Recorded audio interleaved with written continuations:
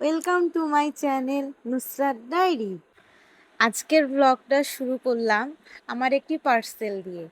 তো সেই দিন আমার একটি পার্সেল চলে এসেছিল, ওটা নিয়ে বাসায় যাচ্ছিলাম।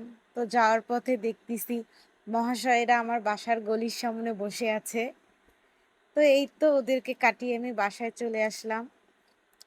এখন বাসায় এসে রেডি হচ্ছি, কারণ আম্মুর সাথে আজকে আমি বাইরে যাব।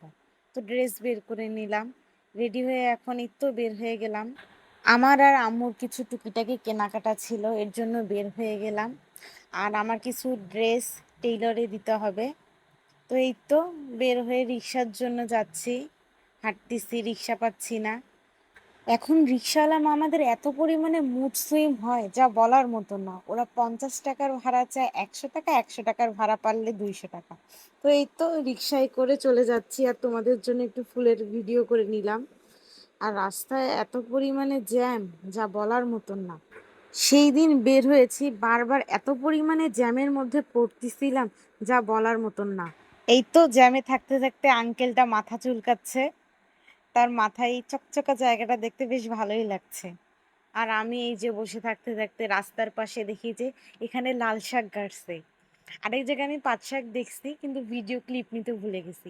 যাই হোক, এই তো ফাইনালি আমরা মার্কেটে চলে আসলাম। মেইনলি আমি এসেছি কিছু ড্রেস বানাবো লেস দিয়ে, সেই লেস নিতে। লেস কেনা শেষে আমি চলে যাচ্ছিলাম হিজাব দেখতে। এই তো হিজাবের দোকানে চলে আসলাম। আমার লাগতো একটাই হিজাব, ব্ল্যাক কালার হিজাব নিব, কিন্তু ওই তো মেয়েদের মন, নিতে যাই একটা, পছন্দ হয়ে যায় অনেকগুলো। গিয়েছিলাম ব্ল্যাক কালার চেরি হিজাব নিতে, কিন্তু আমার এই ক্রেপ হিজাবটা পছন্দ হয়ে যায়। হিজাব নেওয়া শেষে এই তো বের হয়ে গেলাম। এখন চলে আসলাম একটু জুয়েলারির দোকানে। এই চুড়িটা আমার ভালো লাগতেছিল, কিন্তু সামনাসামনি দেখতে কেমন জানি একটা লাগতেছিল, তাই আর নেওয়া হয়নি। তারপরে এই তো আমি কিছু লিপ লাইনার, ময়শ্চারাইজার, আইলাইনার, এগুলো আমার দরকার ছিল টুকিটাকি, ওগুলো নিয়ে নিয়েছি। এই তো আমাদের রংপুরের বেস্ট ফুচকা খেতে আমি চলে এসেছি। বাহিরে বের হইলেই এই মামার ফুচকা খাওয়া হয়। রংপুরের মধ্যে ওনার phuchka one of the best আমি বলবো। তারপর চলে আসলাম টেইলারে। টেইলারে এসে দেখি আঙ্কেল নাই।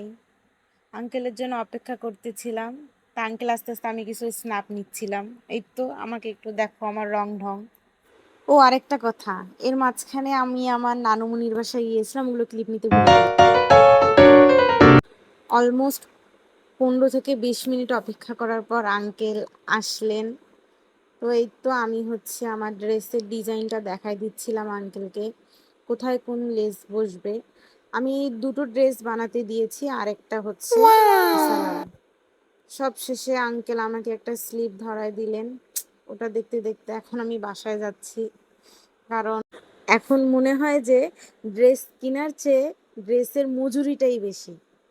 তো এই তো এখন আমি বাসায় চলে যাচ্ছি, কারণ রাত প্রায় অনেক হয়ে গিয়েছে। আজকের ভিডিওটি এই পর্যন্ত। ভালো লাগলে লাইক, কমেন্ট অ্যান্ড সাবস্ক্রাইব করবেন। আল্লাহ হাফেজ।